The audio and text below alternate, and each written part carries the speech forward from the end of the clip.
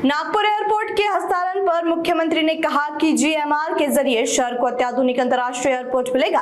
इससे cargo hub परियोजना को गति मिलेगी और किसानों, उद्योगों व व्यापारों को बड़ा फायदा भी होगा। संजय दीना पाटिल, संजय राउत विवाद पर सीएम ने कहा, किसी भी तरह की धमकी बर्दाश्त नहीं की जाएगी, कानून अपना काम करेगा। वही ऑपरेशन टाइगर को लेकर पूछे गए सवाल पर मुख्यमंत्री ने कोई टिप्पणी नहीं की है की नागपूर विमानतळाचा ब्राउनफील्ड प्रोजेक्ट ज्यामध्ये अतिशय आधुनिक अशा प्रकारचं विमानतळ होणार आहे, 2 रनवेज होणार आहेत।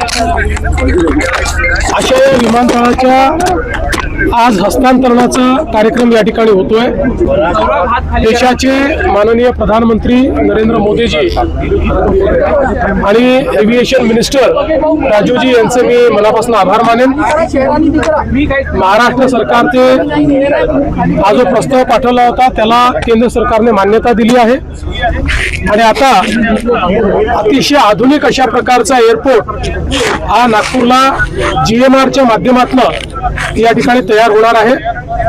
त्यामुळे आज आम्ही सगळे आनंदी आहोत की नागपूरला नवीन एअरपोर्ट मिळतोय। मुळातच आपल्याला कल्पना आहे की आपण जो कार्गो हबचा प्रोजेक्ट इतके वर्ष करत होतो त्याच्यामध्ये एअरपोर्ट हा सगळ्यात महत्त्वाचा घटक होता, पण तोच मागे राहिला होता। जवळपास 4-5 वर्ष हायकोर्ट, सुप्रीम कोर्ट मध्ये केसेस चालल्या, पण आता सगळे निकालही आले आणि आता ते काम झाल्यामुळे आणि जसा हा एअरपोर्ट तयार होईल, कार्गो हबचं जे आपलं स्वप्न आहे ते पूर्ण करता येईल। निश्चितपणे नागपूर मला असं वाटतं की मध्य भारताचं एक प्रमुख एअरपोर्ट म्हणून आता नागपूर एअरपोर्टकडे आहे की आता आपण जर बघितलं तर एक आंतरराष्ट्रीय एअरपोर्ट हे सर्व प्रकारे अर्थव्यवस्थेला चालना देते।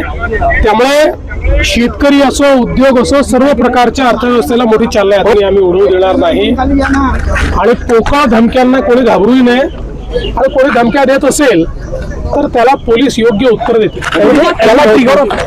थँक्यू।